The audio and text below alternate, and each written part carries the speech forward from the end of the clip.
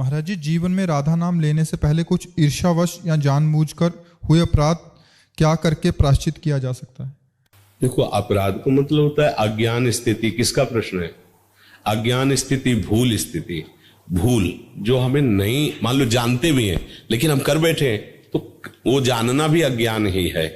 उसे ज्ञान नहीं, ज्ञान तो तब माना जाता है जब हमने जान लिया गलत है और फिर नहीं किया। तो वो जान करके भी जो गलतियां होती है वो अज्ञान ही है। उसे मान लिया कि हम जान रहे। जैसे स्वप्न में एक और नया स्वप्न देखा कि हम जग गए फिर कहीं गए थे, वो देख रहे स्वप्न में, ऐसे ही हो। तो सब गलतियों को माफ करने के लिए एक ही बात है कि जो हम गलती जानते हैं उसे दोबारा पुनरावृत्ति ना करें। यही सबसे बड़ा प्रायश्चित है कि हम उसमें ज्यादा हाय हाय करने की जरूरत नहीं।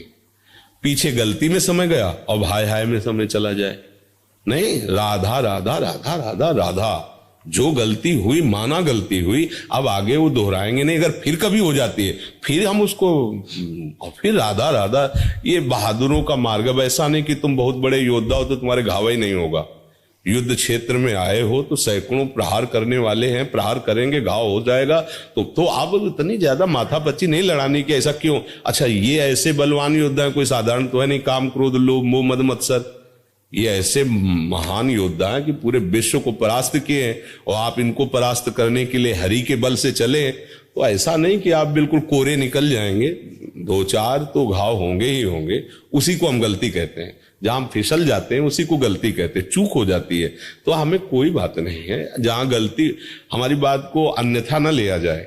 जहां गलती हुई है तो गलती के समय में हम भगवत विस्मृत रहे हैं, इसीलिए गलती हुई है। उसकी मेन कमजोरी, उसकी मेन गलती, हम प्रभु से महत्व हटाकर किसी भोग, वस्तु, व्यक्ति पर महत्व कर लिया, तभी हमसे गलती होती है। अब हम उसका सुधार करें। क्या हाय, हमसे ऐसा क्यों हो गया, ये सेकंड गया, अब इसका क्या प्रायश्चित होगा? राधा राधा राधा, इसी गलती से वहां गलती हुई थी, जो भगवत विस्मरण हो गया। जितनी भी गलतियां होती है उसका सबका कारण मुख्य होता है भगवान का विस्मरण होना। प्रभु का कहे हनुमंत विपदि प्रभु सोई, जौ तो सुमिरन। अब हमको उसको समय नष्ट नहीं करना कि क्या हुआ था। अब 10 मिनट उसके विषय में चर्चा हुई, उसके विषय में सोच विचार, तो गया ये समय गया, और आगे के लिए संस्कार तैयार हो रहे हैं। हमारे जो 10 मिनट में उसका चिंतन हुआ ना, नवीन संस्कार वो आगे गिराने के लिए तैयार हो। हमें इस दुश्मन को मौका नहीं देना, उसकी याद ही खत्म करनी है। जो पीछे हुआ उसकी याद ही खत्म करनी है, और श्री जी की याद हमें बढ़ानी है। श्री जी की जब याद रहेगी तो कोई पापी नहीं होगा।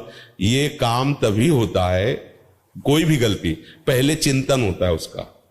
आप देखना, कोई भी पाप कर्म करने के पहले उसका चिंतन होता है।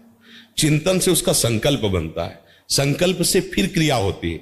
इतना लंबा चैप्टर तुम सह गए, अरे जब स्फुरण हुआ था उसी समय गला दबा देते तो सब बात बन जाती। तो क्यों नहीं दबा पाए? क्योंकि गला दबाने की ताकत आती भजन से, और वो है नहीं। तो किसी से भी गलती हो सकती हो, उस गलती को तो ऐसे मिट्टी डालो, आगे बढ़ो। राधा राधा राधा राधा राधा राधा राधा। जहां अगर फिर चूक हो जाए, देखो इसमें बहुत बड़ी मंजिल है, ये बहुत बड़ी चढ़ाई है। कह दो आज से हम कसम खाते नहीं होगा, तुम्हारी कसम नहीं चलेगी। जब तक तुम्हारी उसमें सुख बुद्धि है तब तक तुम्हें गिरना ही होगा। जब सुख बुद्धि कैसी बदलेगी? बमन विष्ठा के तरह है। अब जैसे कोई बढ़िया खीर बना के दे, कान में आके कोई विश्वसनीय आदमी कहते खाना मत, जहर है, अब आप नहीं खा सकते, उसमें किशमिश चिरौंजी सब पड़ी नहीं। ऐसे गुरुजनों ने बता दिया कि ये माया जनित जितने भोग हैं ये सब विष के समान है, इनको मत खाना। तो ब्रह्मादिक के भोग सब विषम लागत ताई, नारायण ब्रज चंद की लगन लगी है जाए। इसलिए सबसे बड़ा प्रायश्चित है कि हम भजन नहीं छोड़ेंगे, सावधान रहें, कोई गलती नहीं करेंगे। अगर हो जाती है तो हमें ज्यादा उस प्रपंच में नहीं फंसना, आगे बढ़ो, आगे बढ़ो, नाम जप करो। उसके प्रपंच में फंसने से तुम्हारा उत्साह नष्ट हो जाएगा, भगवत भजन का, भगवत प्राप्ति का। और ये हम कभी उपासक के अंदर नहीं चाहते। उत्साह नहीं नष्ट होना चाहिए। 1000 बार गिर जाएंगे तो 1001 बार फिर हम कमर कसेंगे। इस जन्म में हम प्रिया प्रीतम को प्राप्त करके रहेंगे, चाहे हर कदम पे हम गिर जाए, हर कदम पे हम कोशिश करेंगे कि आगे ना गिरे, फिर भी गिर जाए तो बिहारी बिहारी जो जाने, हमारे कदम पीछे नहीं जाएंगे। ये बात स्वीकार करना है।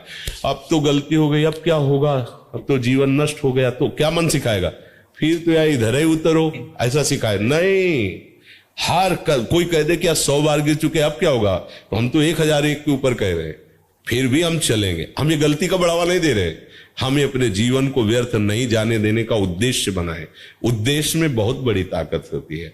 एक संत बहुत निराश हो गए थे, ये वही जानता है जो भगवत मार्ग का पथिक है, बाहर से तो क्या है।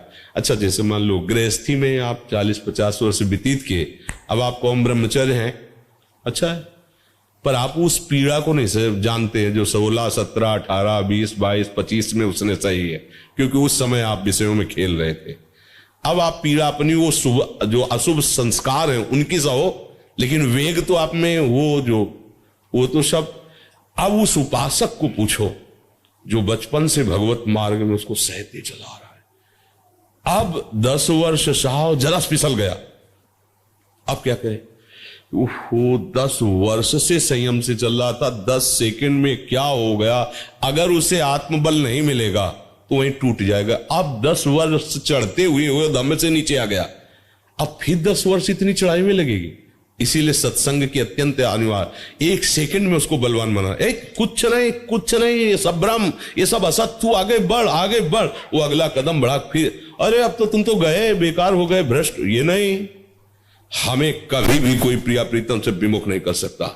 जोर लगा के देख ले, तू काम, क्रोध, लोभ, मोह, मत सब आक्रमण कर। मैं नहीं कहता कि मैं तेरे पर विजय प्राप्त करूंगा, पर मैं जरूर कहता हूं कि श्यामा श्याम को नहीं छोड़ सकता।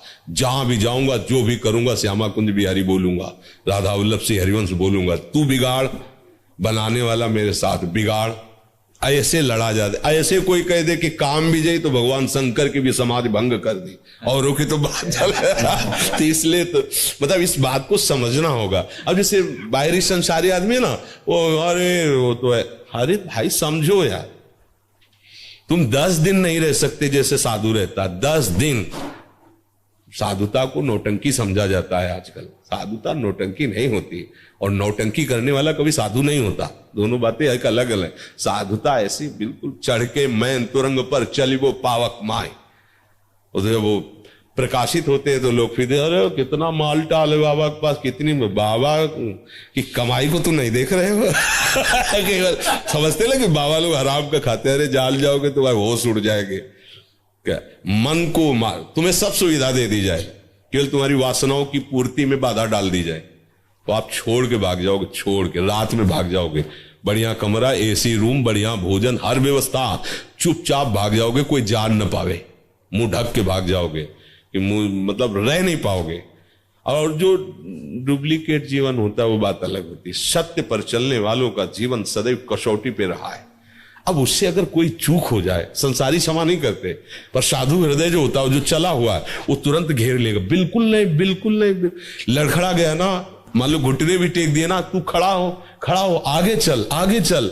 ये वो मार्ग है, घोर वैश्यागामियों को भी परब्रह्म की प्राप्ति। चल तू आगे बढ़, एक बार फिसल गया क्या, आगे बढ़, तब बढ़ता है। नहीं अरे अब तो क्या, संसार तो ऐसा है ना, 50 वर्ष संयम से चला है, एक बार कहीं घुटने टेक दिए, बलवती माया भगवान की है, बड़े बड़े शिव बिरन जी का मोह है, तो साधक क्या चीज है, अब सब टूट पड़े। अरे ऐसा नहीं, कोई साधु हृदय साधक ही जानता है कि कितनी चढ़ाई है। सैकड़ों बार फिसलने के बाद अभ्यास होता है कि यहां कितना पंजा जमाना चाहिए, यहां कितना पैर जमाना चाहिए। पहले ही अभ्यास में वो नहीं पर्वत चढ़ जाता कोई, उसके लिए उसको गिर के ज्ञान आता है, अच्छा यहां हमसे चूक हो गई, यहां हम इधर देखने लगे तो फिसल गए, अब नहीं देखना है, अब सीधे चलना है।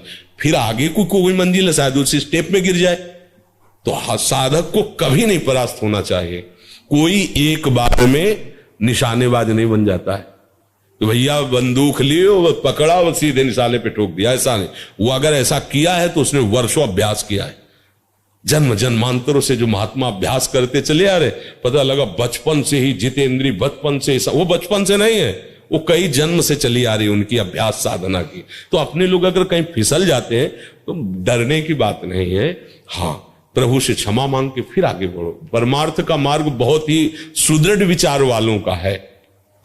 जरा सा आकर्षण माया का, सौभरी ऋषि है, अपने पड़ोस की बात है, पड़ोसे की तो है, यही सुन रखे, यमुना के जल में समाधि लगाकर, जमुना जल को बांध कर कि कोई विघ्न न पड़े, भजन कर रहे। आंख खुली देखा मछली क्रीड़ा कर रहे, मैथुन क्रीड़ा, उनका ये भी कोई विशेष सुख होता होगा। अब उसका चिंतन हुआ, भजन छूटा और बैठे कहां थे? जल के भीतर समाधि लगा के कि कोई विघ्न न पड़े। अब तपस्या के धनी थे, उन्होंने कहा जब सुखई की याद आई तो सीधे राजा के पास चलते हैं, चक्रवर्ती सम्राट महाराज मानधाता, और उनका हमारा मन हो रहा ब्याह करने को, तुम्हारी पुत्री सुना है नवयुवती हो गई है, ब्याह करूंगा। शरीर में त्वचा में हरी हरी वो सेवार लगी हुई है, जैसे मछली के शरीर से आती है ना गंध, ऐसे पानी की गंध आ रही। अब राजा कुछ बोल तो सकते नहीं, तुरंत साफ दे तो उनका महल में जाओ जो तुम्हें पसंद कर। 50 पुत्रियां थी, तो समझ गए सोबर ऋषि कि क्यों ऐसा बोल रहे। उन्होंने वो देव रूप धारण किया और मंत्री ने जाके कहा महाराज सोबरी पधार रहे, जो राजकुमारी चाहे उन्हें पति रूप में वरण कर ले। 50 ने देखा, दौड़ पड़ी, हम पति 50 से ब्याह कर लिया, 50 से पूरे से। तब उन्होंने जब 50 से ब्याह किया, फिर जब उन्हें होश आया, तब उन्होंने एक श्लोक का गान किया, संगम त्यजेत मिथुन व्रतिनाम मुमुक्षु सर्वात्मना न विसृजेत बहिरेन्द्रियाणि एकश्चरन् रहस्य चित्त मनंती से युंजीत तद व्रति साधुश्चेत प्रसंगा। परमार्थ के पथिक को ध्यान रखना चाहिए, कभी भी किसी को मैथुन धर्म से युक्त जो है उस दृश्य को नहीं देखना चाहिए, और ऐसे लोगों से अपना संबंध नहीं बनाना चाहिए, मित्रता नहीं बनानी चाहिए, सदैव अकेला रहना चाहिए और इंद्रियों को बहिर्मुख नहीं होने देना चाहिए। यदि संग करे तो भगवत प्रेमी महात्माओं का, नहीं तो एकांत में अनंत महिमाशाली प्रभु के नाम रूप का चिंतन करे। तो उनको ध्यान आया कि मैं फंस गया यार, बहुत बुरा फंस गया। ऐसा नहीं कि ये माया अपने, लोग तो मच्छर हैं इन महापुरुषों के सामने। 2 सेकंड भी जल में ऐसे नहीं बैठ सकते, बीच में क्यों है ऐसे, अगर तो नीचे डूब जाएंगे, और 1 मिनट बाद सांस न ली तो मर जाएंगे। वो तो समाधि में बैठे थे जल में ही बांध करके, उनको भी माया ने डिगा दी। उपासक को कभी घबराने के, हम बढ़ावा नहीं दे रहे, तो ये भी बात समझ ला, हम बढ़ावा नहीं दे रहे विषय की तरफ, हम भगवत प्राप्ति के लिए उत्साहहीन नहीं होने देंगे। चाहे जितने बुरे हैं पर अपने प्रभु के हैं, एक दिन ये बुराइयां नष्ट होंगी। क्योंकि जैसे अंधकार में हम फंस गए हैं, पर भरोसा सूर्य का किया, तो जब सूर्य उदय होगा तो अंधकार का नामो निशान नहीं रहेगा। भगवान मंगल भवन है, भगवान सर्वबलशाली है। जिस समय उनकी कृपा को हमारे ऊपर होगी, उस समय हम निर्विकार होकर उनके परम पावन भक्त बन जाएंगे। भगवान का भरोसा हम छोड़ने वाले नहीं, उनका नाम छोड़ने वाले नहीं, चाहे जैसी। तो जब ऐसी वृत्ति आएगी तो ऐसे प्रभु ले लेते, करऊं सदा तिनके रखवारी जिम बालक राखे।